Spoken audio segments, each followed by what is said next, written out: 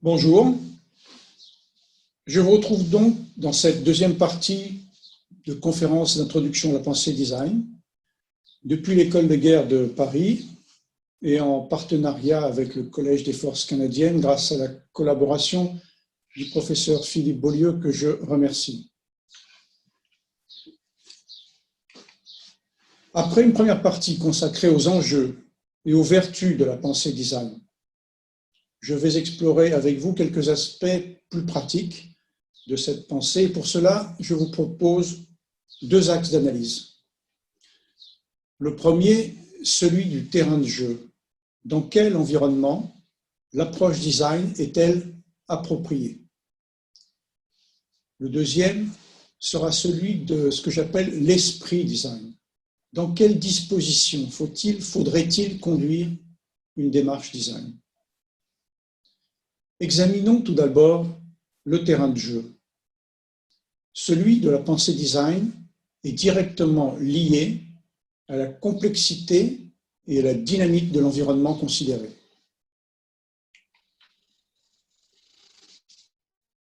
Voici ce qu'on peut appeler une carte d'orientation dans la complexité. Elle est connue sous le nom de modèle Cuneiforme, créé et baptisé par le professeur Dave Snowden, un théoricien de la connaissance. Vous pouvez voir son blog actif sur Internet. Je précise qu'il n'a rien à voir avec le Snowden, auteur des Wikileaks. Cette carte distingue 4 domaines d'ordonnancement du monde. La métaphore des jardins, dont je sais qu'elle vous est familière, car chère au professeur Monjou qui intervient régulièrement dans le cadre de cette école.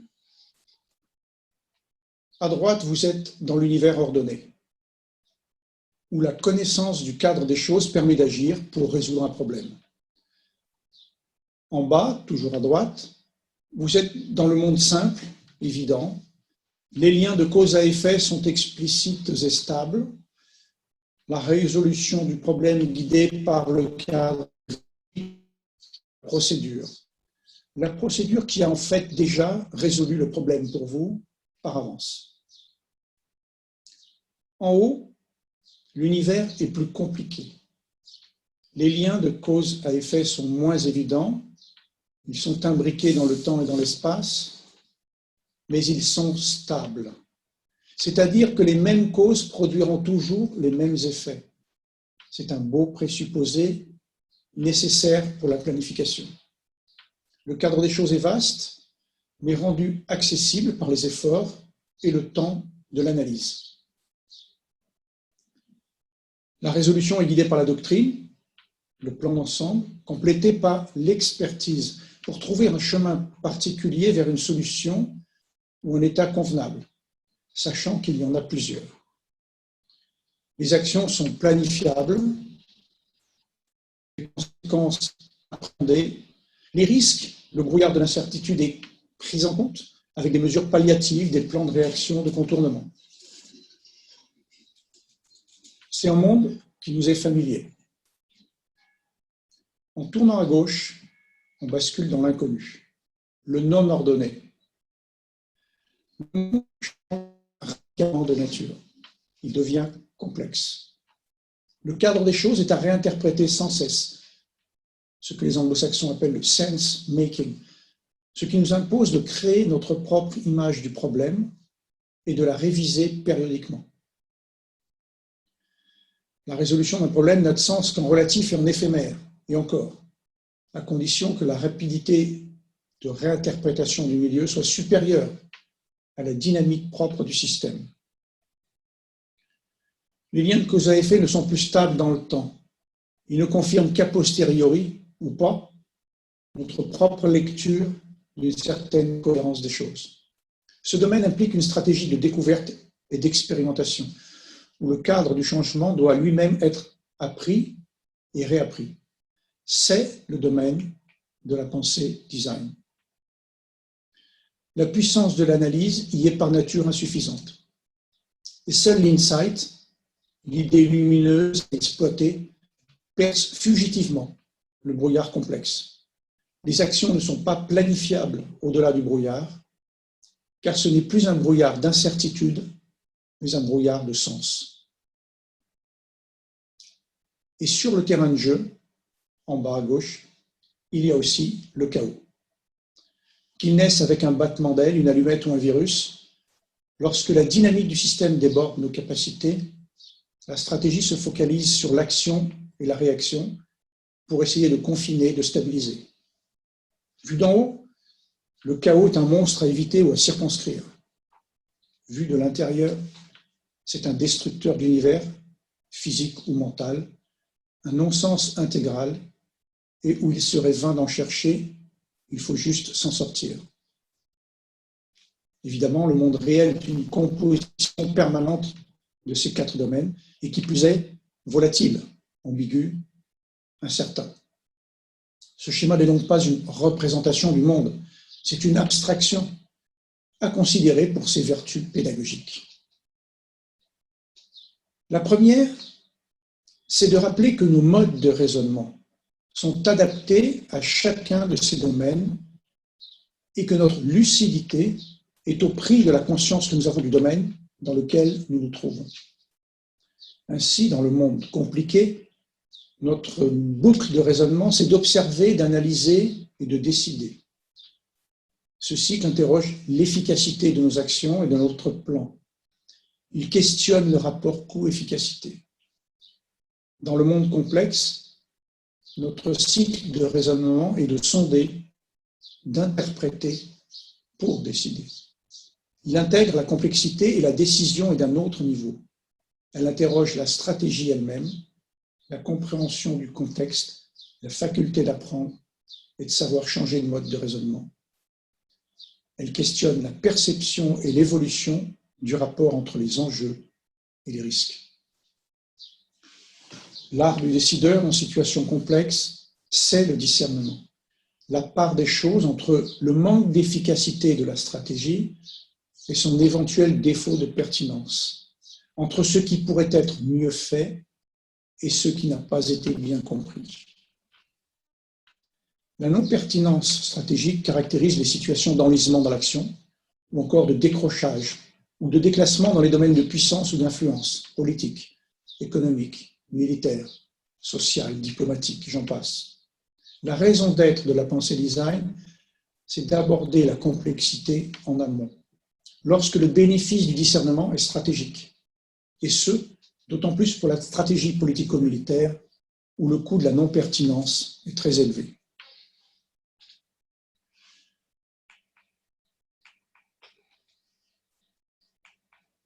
La deuxième vertu de ce schéma, c'est de nous offrir une perspective design sur le monde, à travers l'opposition entre, d'un côté, l'ordre objectif des choses qui régit notre société techno-industrielle, ce qu'on appelle le paradigme positiviste, et de l'autre, ce qui régit l'humain, les relations, l'interprétation, le sens. C'est le paradigme du constructivisme social, ou les écoles du mouvement que l'on qualifie de human-centric design, le design centré sur l'humain, entendent replacer la personne au centre et comme finalité des processus. Vous avez tous entendu parler du user's design, du user's experience. On peut retracer opportunément l'histoire du développement humain, au moins depuis la révolution industrielle, à travers celle du design. Vous noterez au passage le mouvement qui s'est opéré avec le développement du ciblage individuel en marketing. On est passé du design de l'offre industrielle à celui du design de la demande utilisateur, des produits standards aux services personnalisés et ciblés. Vous savez que la puissance et les outils utilisés pour ce ciblage n'ont rien à envier à ceux de notre ciblage d'influence dans le domaine militaire. On peut également inscrire les grands mouvements sociologiques modernes, comme l'écologie, le green design, qui vise à corriger les dégâts de l'approche industrielle sur notre environnement. Avec l'appui espéré des technologies de l'information, le smart design, pour faciliter les transitions qui apparaissent inéluctables, énergétiques, alimentaires, de mobilité, de sécurité, vers un avenir que l'on souhaite et que l'on espère durable. Sans oublier qu'avec l'humain, il y aura toujours la face sombre des choses, et notamment ce pouvoir grandissant des réseaux connectés sur les cerveaux avec tout ce que cela ouvre comme perspective d'influence, de contrôle et de manipulation sur les individus et les sociétés. Par analogie avec le dark web, la toile de tous les dangers, j'appellerais dark design, cette guerre d'influence généralisée, permanente et à très grande échelle, qui est une marque profonde de notre époque.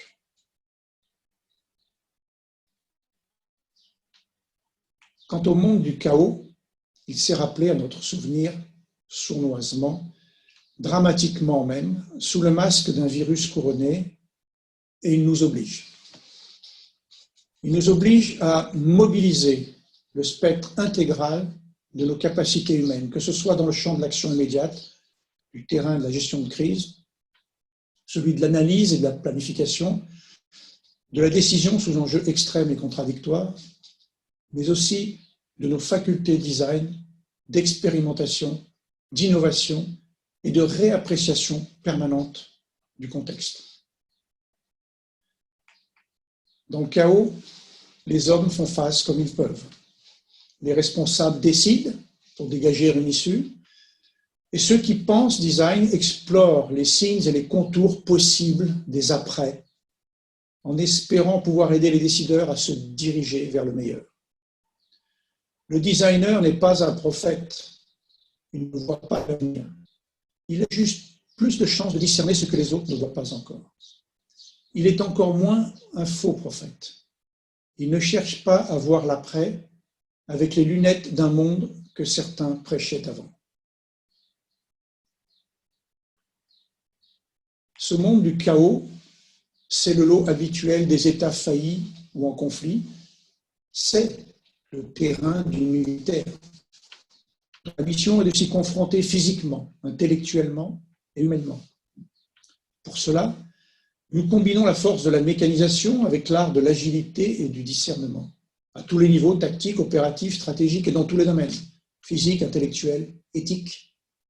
Ce caméléon qu'est la guerre procède bien évidemment du monde complexe. Parfois, la supériorité des moyens employés rend son déroulement linéaire, conforme à la planification, tempête du désert. En planifiant, nous recherchons tous ces facteurs de supériorité, réducteurs d'incertitude. Qui oserait planifier d'emblée une projection de force sans appui aérien?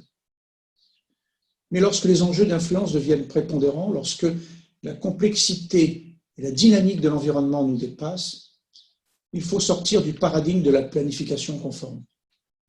Ce que le général Castres appelle le prêt-à-penser opérationnel et idéologique, les solutions hors sol ou encore l'illusion de rationaliser la singularité du vivant. Il nous faut accepter de devoir réapprendre collectivement et nous organiser pour cela. Et nos limites, face à ce qu'on pourrait appeler la barrière de complexité, sont d'abord des limites cognitives, intellectuelles et relationnelles. Elles accusent des failles qui finissent par questionner la pertinence de l'action et laissent, au final, un sentiment d'inachevé. Les ressorts de ce phénomène ont été remarquablement analysés par deux officiers de vos prédécesseurs dans leur ouvrage publié aux éditions de l'École de guerre. Non contents de les analyser, ils ont développé une réflexion d'une grande justesse sur les conditions de l'efficacité des opérations, qui met en exergue toutes les qualités que l'on pourrait attendre d'un mouvement de design militaire français sans jamais utiliser ce terme. Pour conclure cet aspect, je dirais que le terrain de jeu du design, c'est là où vous apercevrez de l'inachevé face à la complexité. Et cela dans tous les domaines de vos futures responsabilités. J'en viens maintenant au deuxième axe d'analyse pratique, celui de l'esprit et des dispositions dans lesquelles on peut conduire une démarche design. La première série de considérations pratiques est à rechercher dans le contexte qui enveloppe et retient votre attention en tant que designer d'opération, de transformation, de projet ou d'innovation. Il vous faut clarifier ou du moins ressentir ce que signifie l'inachevé dans la situation qui vous intéresse ou qui vous oblige. ainsi que dans votre articulation entre la pensée et l'action. S'agit-il plutôt de remplir un objectif relativement bien défini, dans un cadre cognitif stable, et que vous avez de bonnes raisons de considérer comme maîtrisé ou maîtrisable? En somme, cherchez-vous à être efficace parce que vous avez de bonnes et solides raisons de vous considérer comme pertinent? Ou s'agit-il plutôt d'émerger de votre cadre cognitif pour ouvrir de nouvelles possibilités? Cette alternative, forcée à dessein, souligne deux paradigmes antagonistes qui traduisent les dispositions naturelles de l'esprit humain comme deux faces imbriquées de notre cerveau complexe. D'un côté, celui de la planification. De l'autre, celui du design. Vous savez que dans la pensée design, l'opposition des paradigmes est une source d'éclairage puissante. À bien observer les caractéristiques de ces deux faces, vous en mesurez la parfaite complémentarité. Le paradigme de planification peut être assimilé au culte de l'efficacité, celui du design au culte de la pertinence. En passant, il ne vous aura pas échappé que notre système éducatif, réputé humaniste, a largement favorisé l'une des faces au détriment de l'autre, celle du design. Et les bons esprits se doivent d'abord d'être ordonnés et efficaces. En déclinant plus avant l'opposition, vous observerez qu'en vrai paradigme, ceux-ci s'étendent naturellement à la manière de concevoir le monde et d'y raisonner. Vous aurez cette présentation sur le site de l'École de guerre. Aussi, je vous laisserai le soin d'analyser vous-même les oppositions d'idées qu'elle présente. J'ai surligné en jaune quelques termes clés de la phase design, comme l'approche dynamique des choses, la vision des flux, la vision des réseaux, qui caractérisent aussi l'évolution spectaculaire de notre monde moderne complexe. J'ai surligné également le terme abductif, qui est le raisonnement que nous pratiquons naturellement, vous et moi, et qui consiste à naviguer sur plusieurs plans cognitifs parallèles à travers des éléments nouveaux, surprenants, paradoxaux, pour en faire jaillir des correspondances difficiles à imaginer a priori, mais qui répondent aux questions que nous nous posons. C'est le mode de raisonnement privilégié du design, comme la prose et l'expression naturelle du langage. On appelle ce mode de raisonnement l'enquête. Des spécialistes affirment même que, contrairement à la déduction et à l'induction, c'est le seul mode de raisonnement qui est hors de portée de l'intelligence artificielle. Nous ne sommes donc pas prêts de remplacer nos gendarmes enquêteurs par des Robocop. Au bilan, si la complexité de notre monde, l'enjeu de pertinence pour nos actions appelle plus que jamais à développer cet esprit d'enquêteur, exacerbé par la phase design de notre cerveau, il vous revient d'apprécier dans le contexte et dans le temps lequel de ces deux paradigmes doit prendre la main sur l'autre. À ce stade, je me risque à vous livrer un indice pour vous aider à vous engager du côté design à bon escient. Lorsque vous ressentez un changement d'environnement, une tension, une insatisfaction dans l'état présent, que ce changement soit subi ou souhaité, il est utile de caractériser cela aussi profondément que possible, de le mettre en perspective pour rechercher des opportunités cognitives et opérationnelles bénéfiques à votre mission. J'ajouterais même que cela peut être d'autant plus important que ces tensions touchent à vos propres valeurs. J'oserais un conseil également plus personnel, fruit de l'expérience. Si vous éprouvez un jour le besoin de faire un dessin pour convaincre à haut niveau, c'est peut-être le signe que vous abordez un problème complexe, qu'il porte un vrai enjeu, que votre dessein, SEIN, mérite d'être partagé. Suivez votre instinct. Si votre problème n'est que compliqué, un bon plan d'action vous viendra à l'esprit et satisfera pleinement le chef. Une deuxième série de considérations sur l'esprit design est à rechercher dans l'organisation de l'entité où vous œuvrez et dans les rapports qu'elle entretient avec la nouveauté, le risque, le formalisme. Ben Zweibelson présente cette problématique dans un espace à 4 cadrans, associé à une métaphore musicale, celle de l'orchestre. En haut à gauche, l'espace du leader visionnaire, celui qui challenge l'institution et pave le chemin de la transformation. Les milieux et les époques favorisent diversement l'éclosion de telles personnalités qui ont pour principe de construire leur propre espace.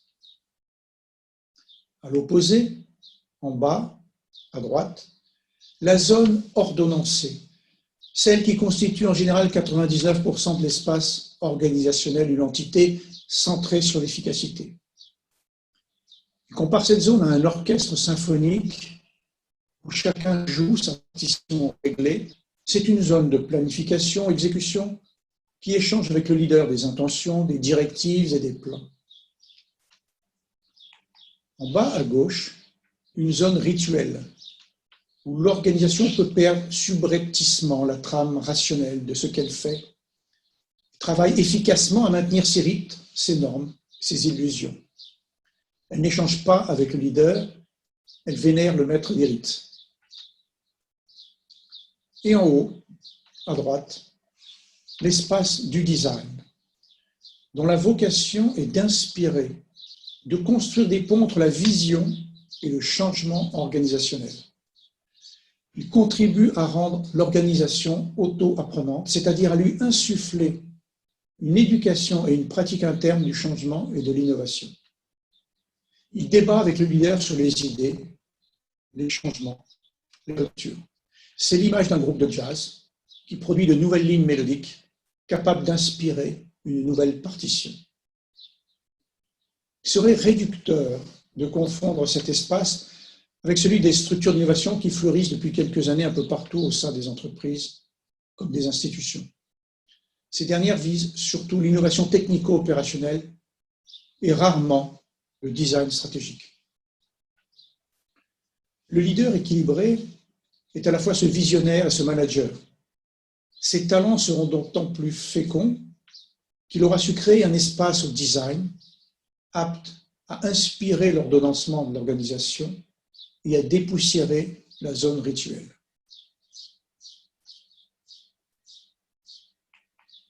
La troisième série de considérations sur l'esprit design est à rechercher dans notre propre personnalité.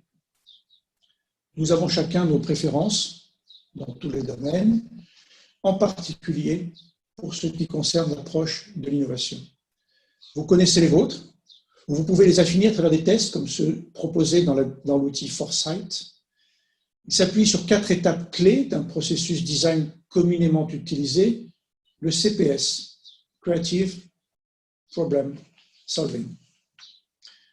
Vous pourriez apprécier et confirmer ainsi votre appétence naturelle à clarifier un challenge initial, vous seriez un clarificateur, à générer des idées, vous seriez un idéateur, à développer les solutions, vous seriez un développeur, ou à les mettre en œuvre, vous seriez un réalisateur. De fait, nous sommes tous un peu tous de cela, mais à des degrés divers, suivant nos préférences et nos facilités. Mettre en lumière notre mode de créativité préférentiel est un facteur d'ajustement personnel et d'efficacité collective. L'esprit design d'une équipe tire bénéfice du spectre étendu de la complémentarité de ses membres.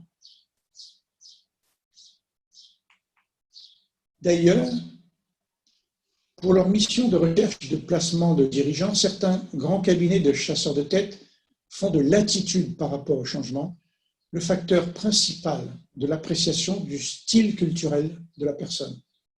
l'autre facteur étant son mode d'interaction en équipe.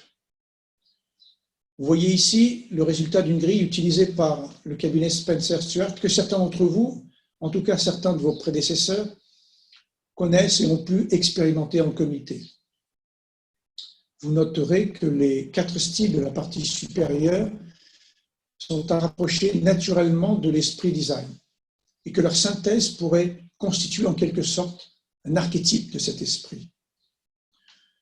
Vous pouvez également imaginer que le style culturel général de notre institution militaire trouve son barycentre plutôt dans la partie inférieure, du côté des résultats, de la sécurité, de l'autorité et de l'ordre.